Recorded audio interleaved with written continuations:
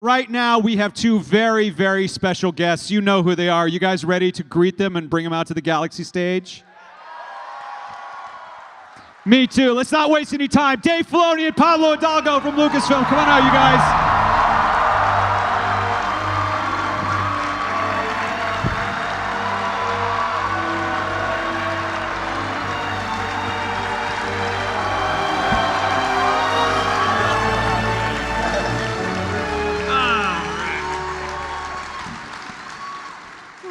Welcome to the Galaxy stage. Thank you. Hello. Animated origins and unexpected fates. I just want to say I feel so underdressed right now. Well, the hoodie is all-purpose, Yes, Pablo. it is. So I don't know about the animated origins part, but I can tell you all, and this is very real, and we joke about this, unexpected fates is very true for me because I literally have no idea what you guys are going to show us today. And this has become kind of a tradition. We rarely do, actually. You have a general idea of what we're doing today. But that's what makes the panel interesting. Yeah, Dave and I were just talking backstage there, and we realized this is like our 5th version of this panel that we've done. Whatever it is. Yeah, and it started off on the, back when the behind-the-scenes stage was the baby stage. And now look at all these people here. Massive. Whatever we're doing is working. Yeah.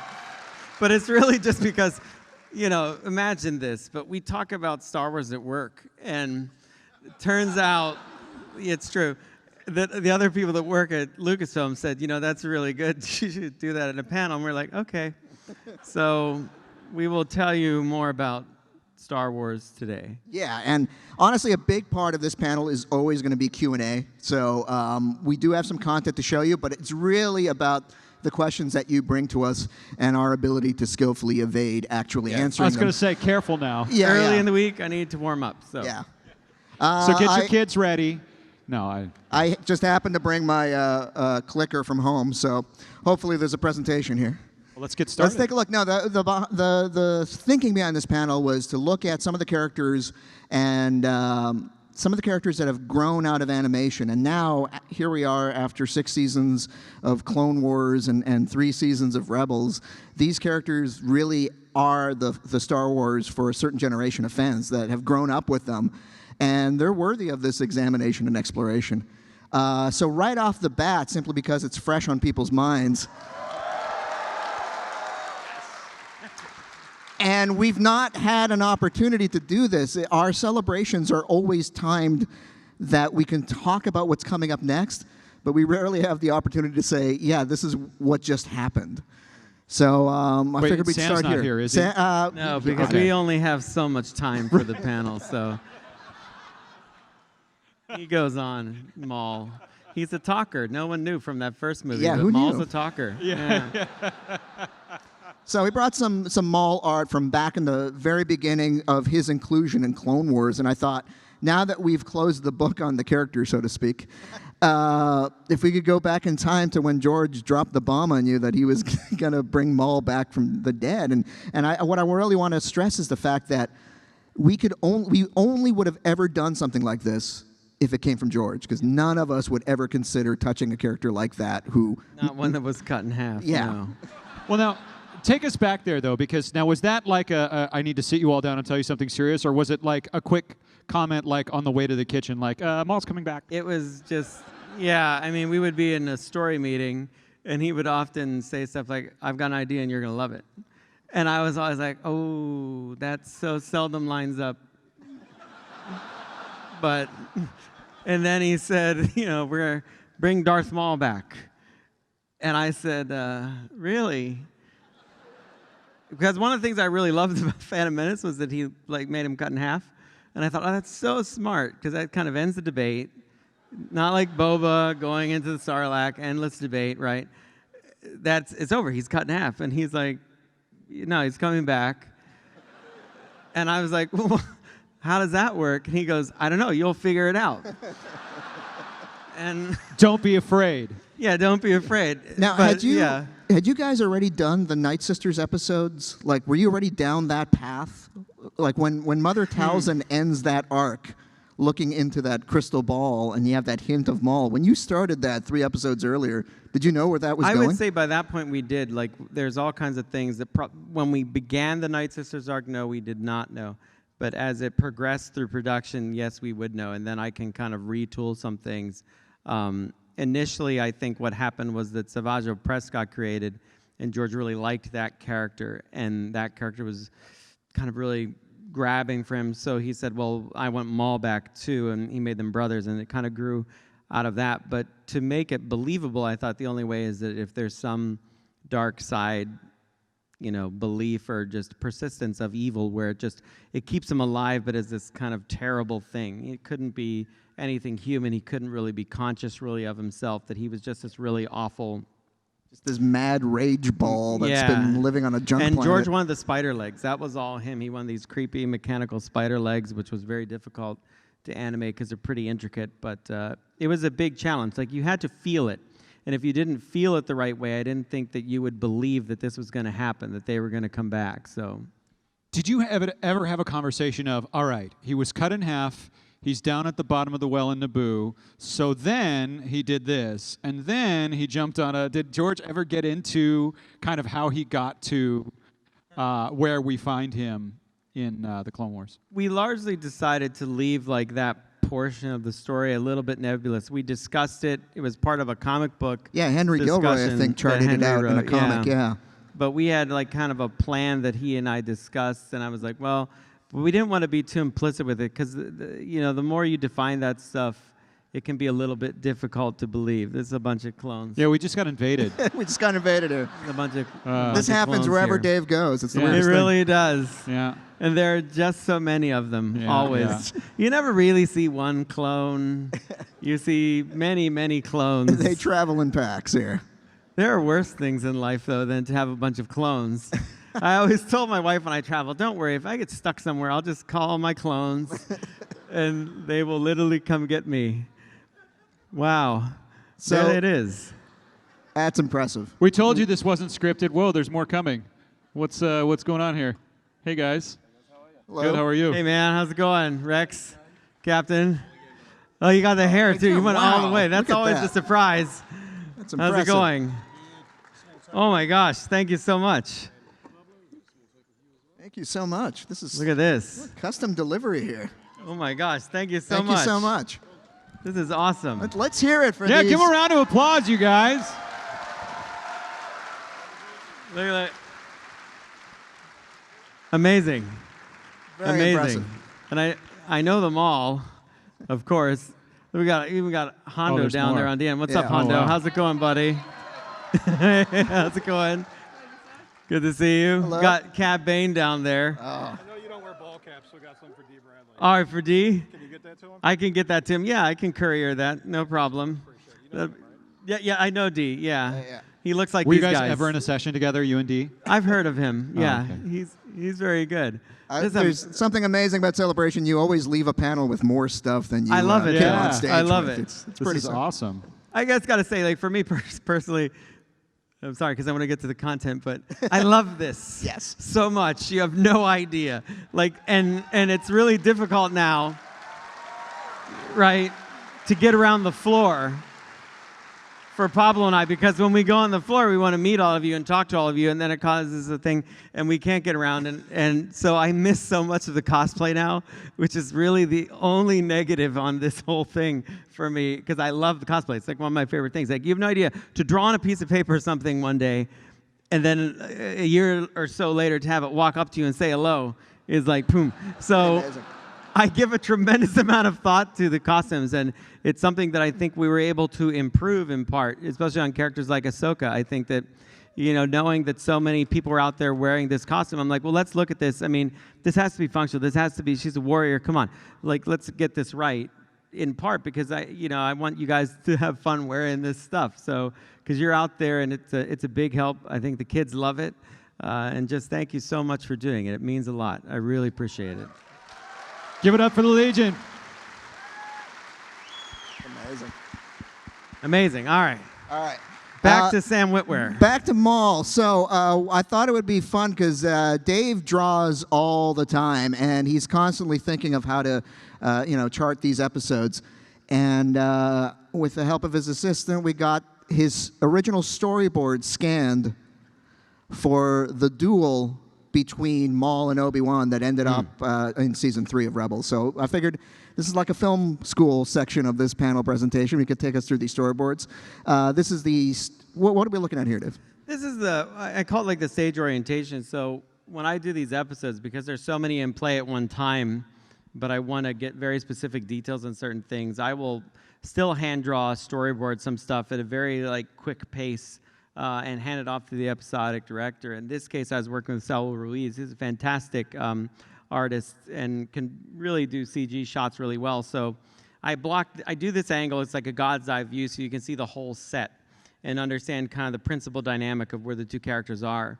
And as you move forward, you can just see some really quick little thumbnails that I would do starting off, because I knew how I wanted the beginning of it, but this got into the nitty-gritty of, I want to see the hands on the sword and pull the blade out and striking the ground, and you just get a quick feeling for how the emotion should be. I wanted this moment where it goes from firelight to starlight, where Maul strikes out the fire, and then it's just them kind of in the darkness of the desert, because then I knew they could be lit only by their lightsabers. Yeah. Did I lose? Oh, yeah. That was an interesting moment because I wasn't sure if it was a great story moment, too, because he was angry and he put out the fire, but it was that a visual decision or a story decision, or both? Well, it's both. Lighting, it all works together, right? And kind of in that case. Yeah, because when you have the script, and when I wrote the script, I'm thinking of these things. And so that's why I think when you see sometimes when I write the script for an episode of Rebels, or even back in Clone Wars, that it will marry really well to the visual because I know exactly what I'm doing the minute I write. I know what the image I want. And there's less interpretation there. So part of it was getting them to this darkness, because Obi-Wan's throwing this stuff at Maul, because Maul's trying to cut Obi-Wan down with his words and make Obi-Wan feel as worthless as he does. Like for Maul, seeing Obi-Wan in the desert is like a victory. He's like, oh, you're nothing. You're like me. And Obi-Wan's like, actually, no, I'm nothing like you. Because Maul hasn't experienced any personal growth. He hasn't gotten over anything. He hasn't grown except, in his anger and his need for revenge. So you're trying to convey all of that. And you can't probably read it, but I actually rewrote some of the dialogue when I storyboarded it. There's actually some differences in the dialogue. And then I got rid of stuff, because in the editorial process, you're like, oh, I don't need to overstate this stuff. Cut that line, or add a line. So part of it was just seeing the samurai intention, though, and like the hands on the sabers, the footwork of Maul, trying to convey that Maul is actually intense and over-primed for this fight. And Obi-Wan's just very zen. He's very in the middle of it. So this is really a fascinating look, because it shows that you had thought about some very key moments in that fight right from the get-go, including Obi-Wan's pose. Now, was that an evolution where he decided to do the Qui-Gon pose, the Obi pose? I mean, how did that process creatively come about? Was that instant for you, or what did it evolve through the episode? The Qui-Gon part came late when I was looking at it again. The beginning with Obi-Wan going like this and then changing pose was something I wanted to do to just make a visual bridge between the Obi-Wan that a lot of younger kids are familiar with and the one I'm familiar with, the older Obi-Wan. And then the shot there you see drawing where Maul spins his saber, strikes, which is a bit of a kind of panning shot, is actually a shot right out of Seven Samurai. So originally in that movie, when Kyuzo strikes the guy down in the field, it's one strike with a lightsaber. But when we got that animated, Keith Kellogg and I were looking at it, and I was like, I know it's dangerous to do not a big fight. I know a lot of people would want a big fight. And it's just Maul's technique to go, really quick, 1, 2, 3. It didn't feel like Maul if he doesn't get a shot in it at all. So that it's block, then he goes for that move. That's where I decided to put that move in. The move that took down Qui-Gon. Yeah, because then Obi-Wan could slice it, because then that also visually tells the story that Obi-Wan paid attention. And that moment was kind of put into his brain, and then he could defeat it. That again, it shows a progression from master to apprentice, that Obi-Wan then later could defeat something that Qui-Gon couldn't. What I thought was interesting is, as economical as that fight was, and that was a risk to take, it was actually shorter as defined on these storyboards. So how long is the episode when you first put it together? Or did you time it out at all in moving storyboard? It's a shame. Yeah. This episode was 35 minutes long, and I only have 21 minutes to tell the story. A big piece that I had to... Now, don't get worried. It's not like there's a lot of lightsaber fighting. I cut, obviously.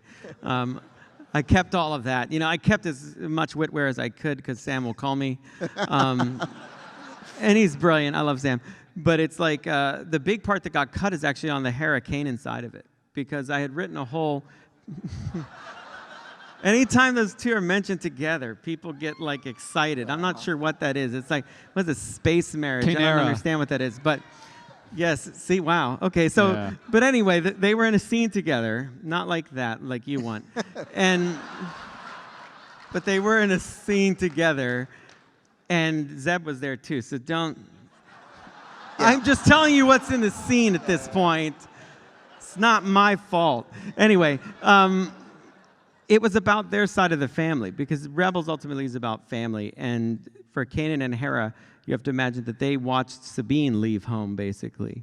She had gone back to be with, her birth family. And then Ezra strikes out on his own, and leaves. And it's very much that story of, these kids grow up. And they were saying something to that fact, and always too fast, because, they find these two, and they're, wayward and lost, and once they got their footing, though, they leave home. And so it was kind of this other part of the story that I actually had to cut out of it, because I needed to focus on Ezra's journey with Maul. But I kind of missed that, because it helps you understand when you get to the end, and it's about family, and Obi-Wan saying you're in the wrong place. You don't realize that you have what you need to defeat evil. You have your friends, you have your family. And Ezra knows where he needs to go after that. He knows where he needs to be, yeah. Well, was there anything sort of back to Darth Maul that was cut, now that his journey has been kind of completed, that was part of his story that you had to struggle with throughout this season? Or any of Rebels? Not or as Clone Wars? much, but what became apparent was we had to avoid the temptation to bring a lot of his Clone Wars story into Rebels, because not only because the amount of time that has happened in the galaxy, but also out of a courtesy for all these new viewers who may not be familiar with that. So when he was trekking in the desert, there was a version of the early script that had him basically being haunted by visions of Satine, of Savage, and all that. But you only have one character delivering dialogue. Got designed. Yeah. Savage got designed for the shots in the desert where he would be an apparition. And, it's great. I liked it. But I was like, this sounds strange to say, but I'm like, no one's going to know who that is. Well, here's the thing. Think of it in context. If Rebels is all you know, and that's the way I look at the show. If you start with Rebels and that's all you know, then that apparition appearing to you out of the background, I would actually have to explain somewhere in that story that that's his brother. Right. Once you open that door, you have to and kind of it's not go. important to the story. It's a great overall idea, and I think it's what's in his mind when he's saying to Ezra, we could be like brothers, right?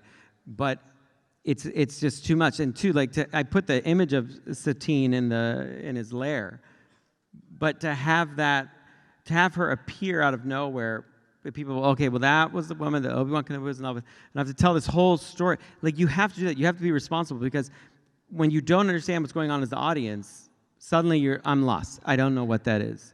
And you can't take for granted that people know what it is.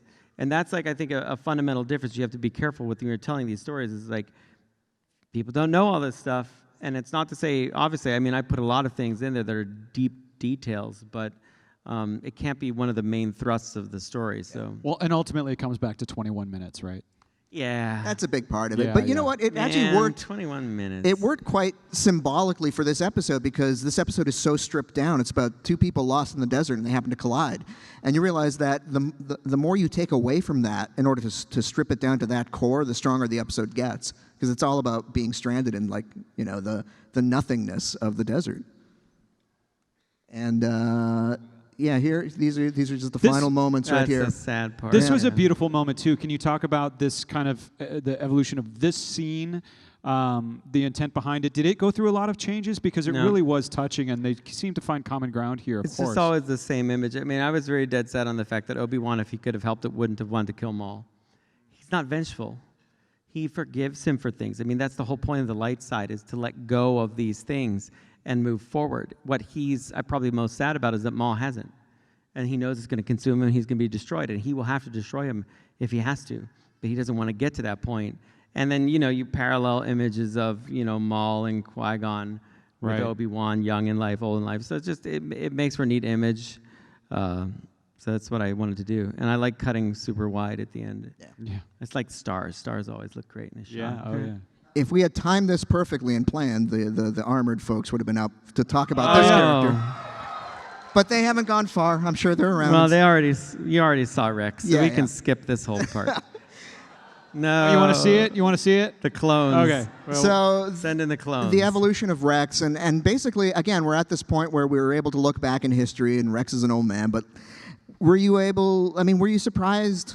I think I know the answer to this, but were you surprised at how popular the clones ended up being on a show that could have easily become all about Jedi? But the clones it's really... very surprising. Yeah. Like, they have endured almost more than anything else we've done, like people in these clones.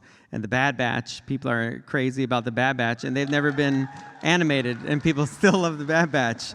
Never been animated. But, yeah, I mean, a huge credit of that goes, I think, to how Dee played him, for sure. And they then, were a huge mystery, right? Before the Clone Wars. And yeah, who before were Episode they? 3, yeah. What were they all about? And then I was reminded as we go back into the history of this character that in the very early stages, Rex was actually Alpha A-17 from the old Dark Horse comics. Then we realized that was Anakin, Ahsoka, and Alpha, and R2, all hanging out all day, like the A-Team.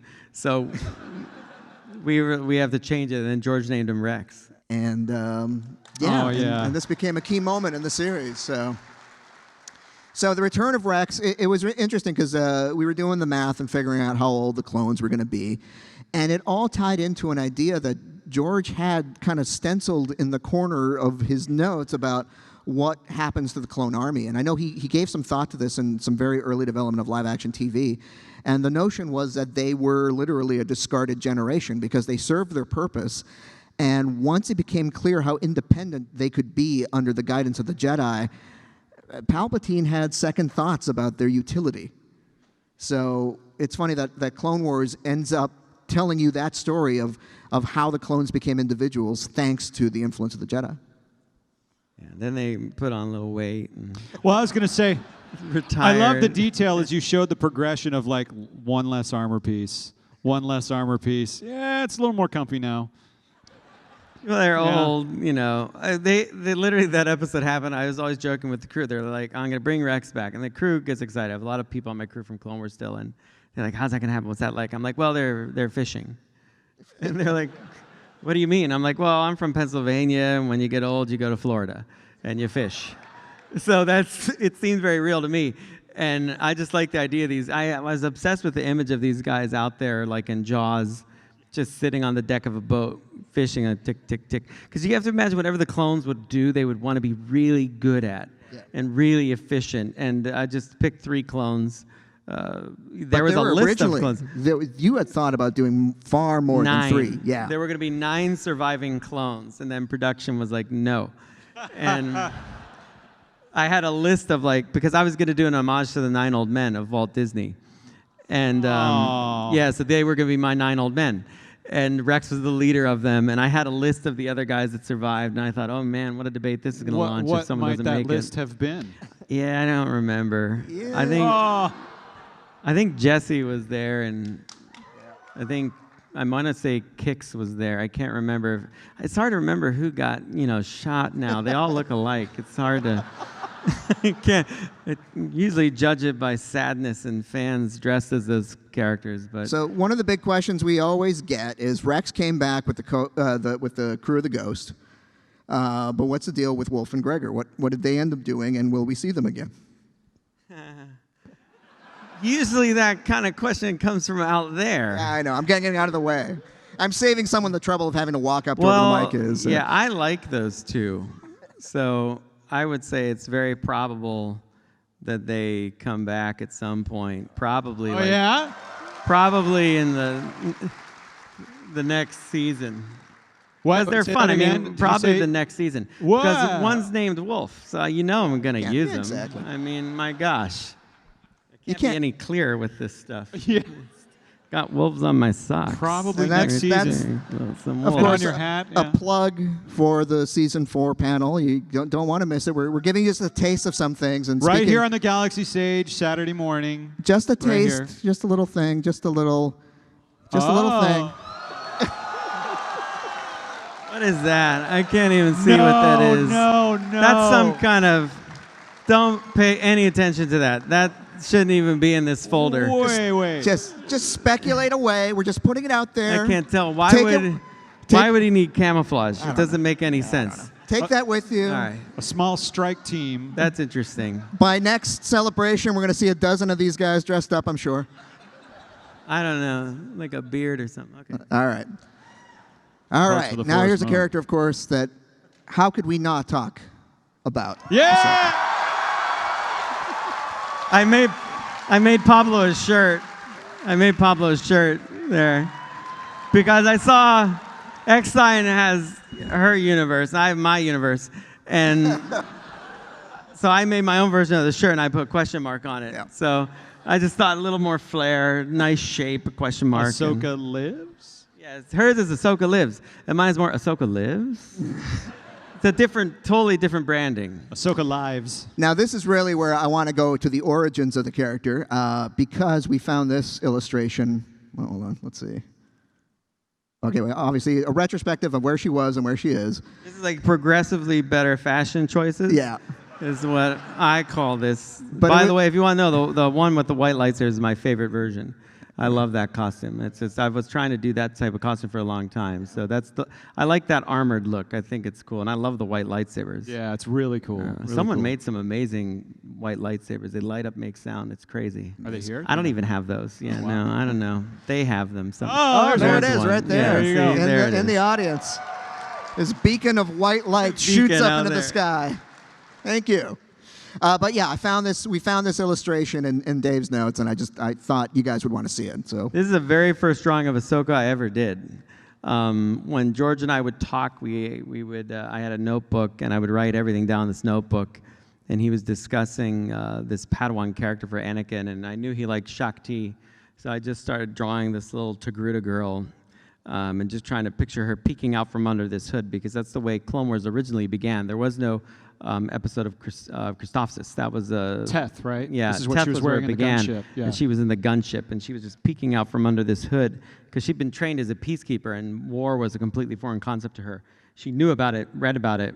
Most of the Jedi had never experienced it, so it was throwing her into that, and that was the first image. And I like, well, she looks cool, so it just kind of went from there. we found a lot of early artwork that we wanted to share with you of the development of Ahsoka. And this dates back, this may surprise people, it dates back to 2005. So Ahsoka as an idea has been kicking around for almost as long as the age of the character when we first meet her, which is Yeah. a Wow. wild thing to wrap your head around. These are all drawings I did early on, trying to figure out how to make it work. And I originally had this much longer skirt that would kind of flare up because I thought that was kind of cool, and then that turned out to be expensive. So I did a lot of drawings off of Mononoke, of a character named San, to influence this character. Oddly enough, this is really strange. This really dates me, but that drawing of Ahsoka is one of the first drawings I ever did on a computer. Because when I worked on Airbender and everything before that, it was all hand-drawn. So You seem to know about the sort of backhanded saber grip pretty early on. Yeah, Was that a it pretty just early choice? seemed like, a cool thing to do. And then I don't know if you noticed, but everybody does characters now. They have backhanded grip. Whitwer had a backhanded grip.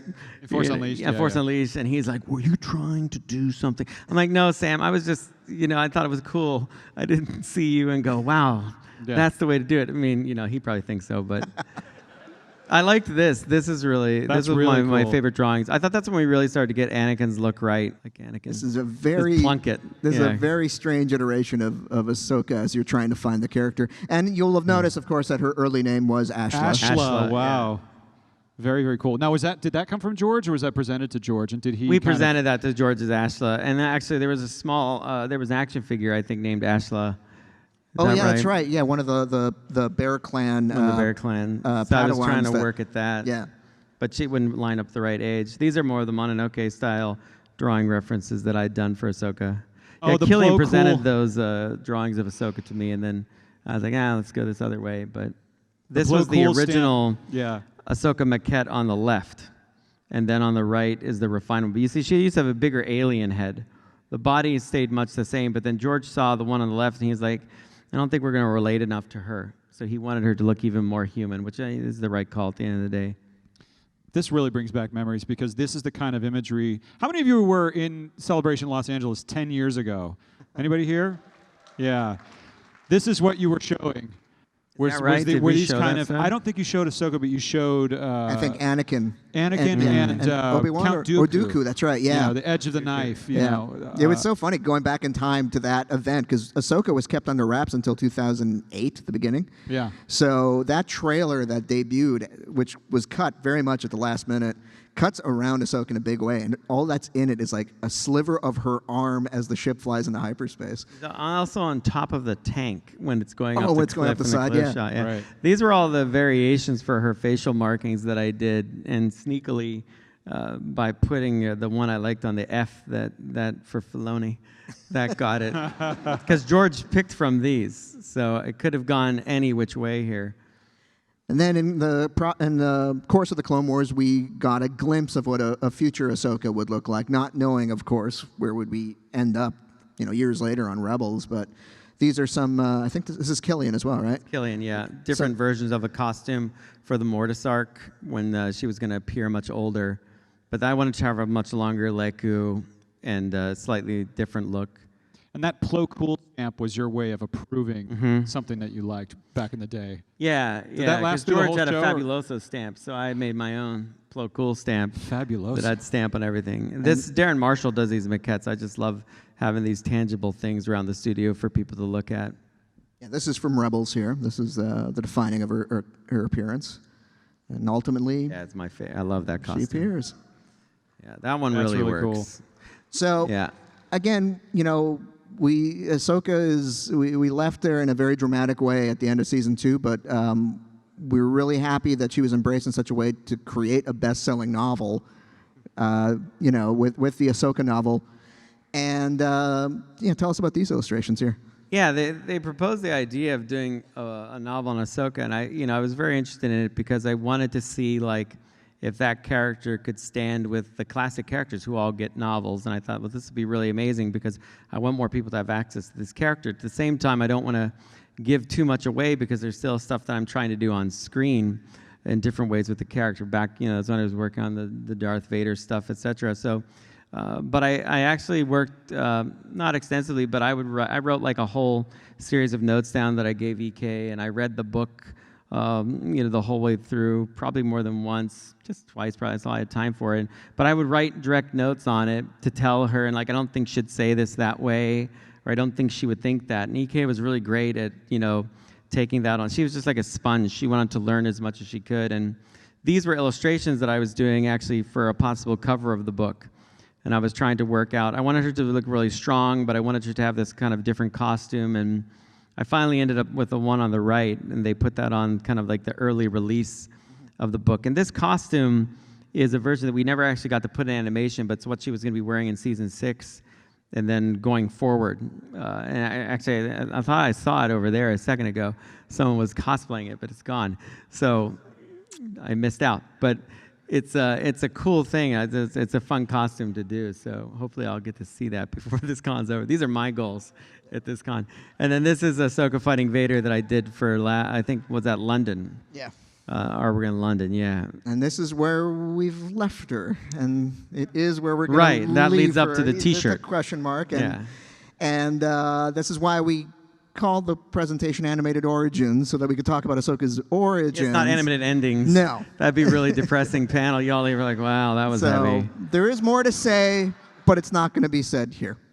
No, yeah, no, oh. That'd be the worst. Why would you want me just to tell you what happens or happened and But I do want to draw attention to one That would thing. be For those terrible. of you who are at Celebration London, and those who watched the live stream while we were here talking at this version of the panel making Ashley Eckstein cry, you made a promise. Did I? You did. Lies. No. Deception. Rumors. You said that. Brought by people who would corrupt you and turn you to evil. You my said that friend. you were going to address the Ahsoka question on screen in the show that posed the question. Right. Yeah. So you don't have to answer this. We went through season 3, and you're like, well, where was that?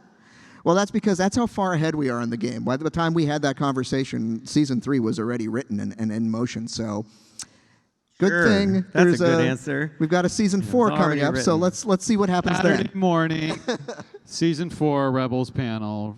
There's a lot coming. Let's just leave it lot at that. coming. There's a lot coming. All right. That's actually a great question. So, when you are when an episode airs, how far back do you actually begin in terms of concept writing? Like, is it a 2-year process or It's more? around. It's like a year and a half, something Year like and a that. Yeah. Year Okay. and a half. Which is interesting because people, they get caught up with it and they react to it online, which is great. We love seeing that reaction. And then they'll go and engage in it week to week, and they're like, "Oh, I bet you they did this because of what we said last week." Like, no, Yeah, no. obviously, though, one of our strategies is, I was bringing this up last night. I was like, we really try hard to, by the end of each season, have a deep, meaningful episode, and then one about Chopper. And then a really deeper, meaningful episode. So the audience is like, wow, I wonder where this is going. Chopper? What is this AP5? And then you're back to Obi-Wan and Maul, and you're like, I don't know what's happening anymore. And But it's true. I don't know. It's reflective of where we are in the writers' room because we get through like the really heady emotional stuff, and we're like, let's Andy do Kitchen one. guy. we need to cut the tension. Whoa, that was heavy. Let's do one Bring where out Chopper. you know? AP5 sings. Let's do that. you Yeah, know? anything you can do, I can do better. But on the subject of Chopper and unexpected fates, this is something that caught us all by surprise. Oh, yeah. That was awesome. We would never have thought in a million years that something like this could happen, but it did happen, and I think it goes to show how serious we at Lucasfilm take the idea of having all our storytelling be in the same universe, be connected. Star Wars, so they're super excited because their Chopper's screen used now. Yes. So they're Who drove Chopper on set? Matt Martin drove Chopper for his big scene. big scene, yeah. I should say that there is obviously an experienced droid technician crew. The droid crew is top-notch. And then there's Matt. Yeah. And they were busy because it was one of the busiest shots in the film. Everyone running from place to place, and they already have like 4 or 5 droids in that shot. So there was no one left to operate Chopper except for Matt.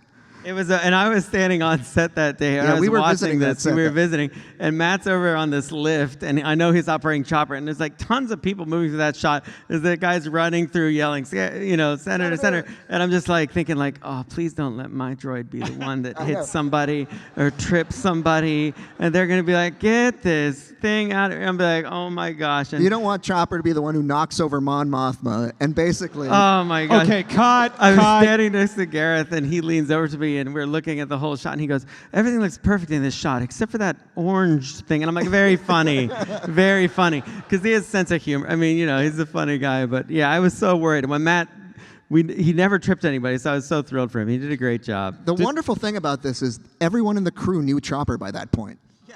Because they had been shooting all this B-roll stuff and stuff for the Star Wars show, so the crew had known Chopper because he was getting in everybody's business, and so they knew the character, and they had already got a sense of that character before this scene ever was Weird. shot. That would have been a great shot to mount a Chopper cam. If only there was a Chopper cam shot of that. Right past all excuse his me, legs. Yeah. POV. Yeah, Rogue One was an amazing opportunity to draw in a lot of stuff from animation. And again, a lot of this comes from the directives set forth by Kathleen Kennedy and Curie Hart. And as we were developing Rogue One, we realized that the character of Saw Gerrera was the perfect character to fit this militant rebel general. And, he's come a long way. Here he is, starting off in animated roots and returning to those roots in the course of Star Wars Rebels. And this is such a give it up for Saw Gerrera. This is such a wonderful tie back to George, too, the whole Onderon arc, right? Because this really was his concept in terms of the formation of the Rebel Alliance as small cells coming together. In terms of having him on the show, what were some of the challenges in terms of bringing him back a few years to how he appeared in should we be saving this for Saturday? I don't know. I'm just so curious right it's now. fine. I mean, good. it was very challenging because everything's pretty fluid, and so we were writing, and our deadline's pretty tight, and they were writing, and there were some changes happening, and that's why Curie was really directly involved. I mean, she's always involved with what we're doing on Rebels, but I'd stay in constant contact with her on this particular character to make sure that we would line up very precisely with the film. And that's one of the tricky things about trying to make this stuff all, one continuity, is that, you have to, when you're telling a story, make the best decisions you can in the moment. They're not always the things that you have scripted, because opportunity arises and you see the way things fit together and you have to make the change. and no one else will know because they'll just watch the finished piece. Right. So we made not many changes to what we were doing, but we definitely wanted to tell this story, and we had an opportunity with Geonosis and going back there, which I thought was really fun to do, again, for the Clone Wars fans. So we've been able to do a lot of things in Rebels that actually hook up pretty directly to Clone Wars, which surprises me because that was not a goal when we set out. It's just how the story has evolved, and we found ways to help it affect Kanan and Ezra and Hera and Sabine, so it's been good that way. Then in terms of other connectivity, fans would shout when they see this. They'd spot the ghost in the corner. Spot the Ghost became a game that you would play playing Rogue One, as well as other elements that were introduced in Star Wars Rebels. And I want to just bring you some examples here. This is the CG model of the Ghost as it is used in Star Wars Rebels. And you'll see it's pretty spare because all that detail is actually painted on. The detail that you see on the Ghost is painted texture. That doesn't cut it for ILM. So ILM took the Ghost starting model and just basically kitted it out and added all this extra detail in a fashion not too dissimilar to what the original ILM model makers would do, in that they would take race car bits and other plastic model kit bits and basically flesh out the Ghost so that she would be ready for her big screen debut. And this is the ILM model here on a turntable. It was funny because I got to tell this, I give him trouble, but John Knoll, he was showing me this, and he's all excited, and he goes in his very John Knoll way, he's like, you know, all the weight is in the back of this ship, and your landing gear really far forward. And I was like, that's fascinating, John. It's a spaceship in a fantasy world, so I'm not really worried about it. And he was like, well, maybe there's a way to move landing gear. I'm like, you want I could put a little extra landing gear, you know, the John Knoll, it will come down the back fin. I should put one really long little touch point that just comes right down, and it goes back up. But that's why I love John. He thinks of everything. And then I looked at it, and so I tell John it's fine. And I go down to plunk it. I'm like, what were you thinking? Look at the weight. The weight's all in the back of this thing. It couldn't possibly stand. What? So I tried to don't convince tell him I John did that there's like a grand piano in the very front of the ship that helps balance the weight all out. Yeah, it depends where Zeb is. Yeah. So it was amazing to see this stuff take shape. And here are the Hammerheads, which themselves are a nod to Knights of the Old Republic. And we got basically an evolution, an homage to that ship design in Rebels. And the crew at ILM took that and tried to extrapolate what it would look like several years down the line when this cruiser has been fitted for combat.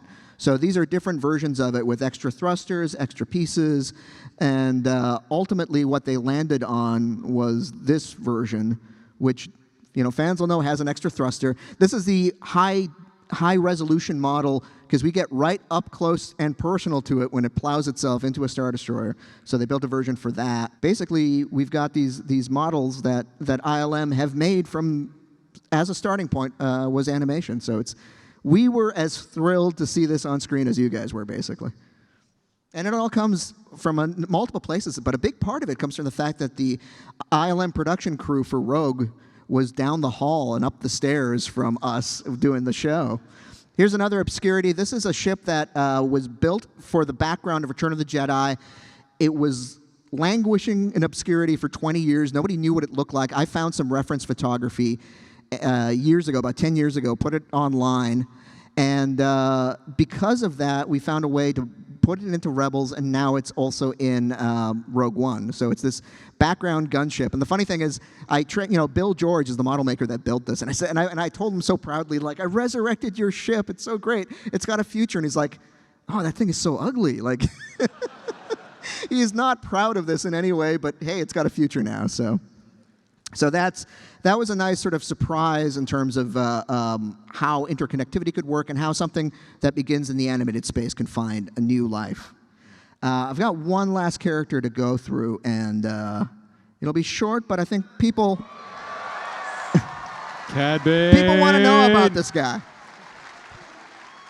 And we'll try to get to this quick, but not many people know this story about Cad because I think we only told it once at WonderCon when he first appeared. But this is what Cad looked like way back in the day in your very first, iteration of him. So, originally he was going to be, originally Cad Bane started out, he was actually going to be a version of Dirge. And we tried to do some designs around that, and it became this thing where we couldn't do it. We probably couldn't afford to do all the kind of mass liquid things that he becomes. And I have this rule, like, if we can't do what it is, then we just shouldn't take the name and use it. That's just ridiculous. So we abandoned doing Dirge, and then he became this bounty hunter that Henry was calling Nam Kaba. And I was doing these different helmets and trying to figure out what he could possibly look like as a bounty hunter. But then when George saw it, George changed the whole thing, and he was like, he needs to be like Lee Van Cleef. He has to be a cowboy, and I want him to wear this hat. And so George described him to me, and then I did this drawing of him, which is that one. And I took that drawing and I gave it to Killian Plunkett, and I said, we need this Duros, and we got to make him like this kind of Lee Van Cleef cowboy, and he's, you know, the angel eyes to, you know, your Clint Eastwood Blondie character. And so that was the kind of premise there. And Killian did these great drawings of this hat. We tried to figure out a way to make it, you know, not look just straight cowboy, but have a little bit of a Star Wars edge to it. And he came up with all these fantastic combinations, different hats, different styles. But I wanted to stick pretty much to the silhouette that George and I had talked about. So we went with actually the one on the far left. Well, my left, I don't know if that's your left, but yep, your left. And so we got Cad Bane, who's one of my favorite characters, and Corey Burton, of course, who does the voice brilliantly. Yeah. Was it always Yeah. Duros, Was it yeah, Duros, always yeah. a Duros. So, you know, there's not much left to say about this character, but we thought this would be an opportunity to bring something that's never been seen before. I have a smattering of Clone Wars left that I shot that you guys haven't seen. And so we did this really cool story arc where basically the premise was Cad Bane teaches Boba Fett how to be a real bounty hunter. And it's not animated. It's in the same condition that what Bad Batch and the other the release things I did online are of Clone Wars, but it's fully voiced with Daniel Logan playing Boba Fett and Corey Burton playing Cad Bane. And we finally got permission to show a clip of a gunfight between Boba Fett and Cad Bane. You want to see it? So if Let's we can take get a look. the lights down, and we'll see what we see. Here it comes.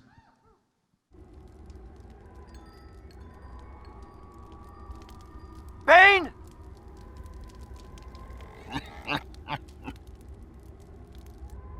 I wouldn't be so hasty now, boy.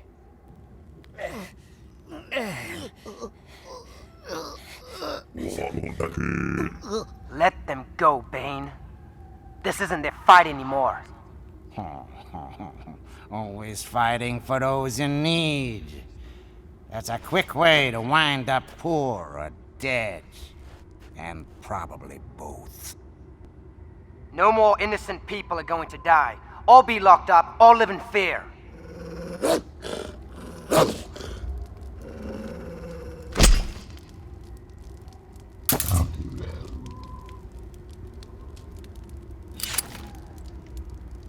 Looks like your little insurrection has failed. Now surrender, and I'll let your friends walk away.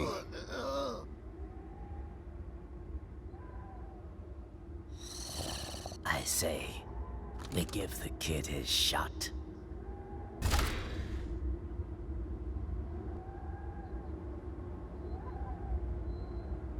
So that's it.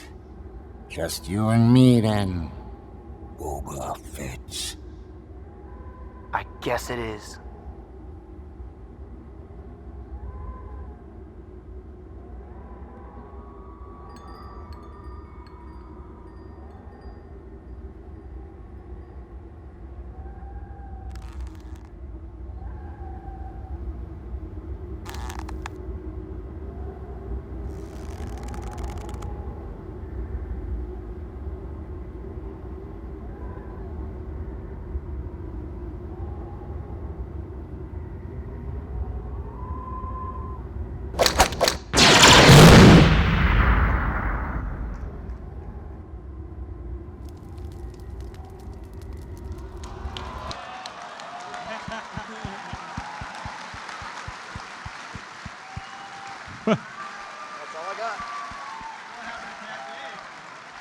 The cool thing is that the blast mark on the head Yeah. was George. He's like, put that little blast right there and make it smoke. Yeah. So he was very specific. It was pretty cool.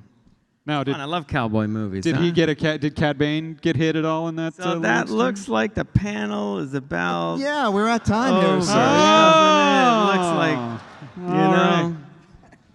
Well, Funny how fortunately, that we're works seeing a lot out. of you guys, and unfortunately, we are basically out of time because you brought so much great stuff. We had no idea we would end up filling the whole panel showing content, but I'm glad you guys Well- got to see what we got to bring. So. Come on, that was pretty amazing, though, right? Some incredible content. Well, let's put it this way.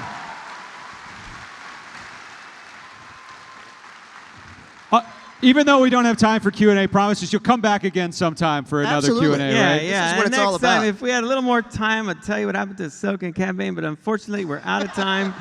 Oh, what a shame. We could have had a contest, which you want to know more, but Yeah. oh well. Asking trivia, we'll give you an answer. Yeah, I don't can't. worry. My hands are tied. So Well, sorry. it's just day 1 of 4. We're going to see a lot more of these guys. Pablo Thanks, Hidalgo and guys. Dave Thank you all. Filoni. Give them a round of applause. We'll see you soon. Have a great day at Star Wars Celebration Orlando. Take care.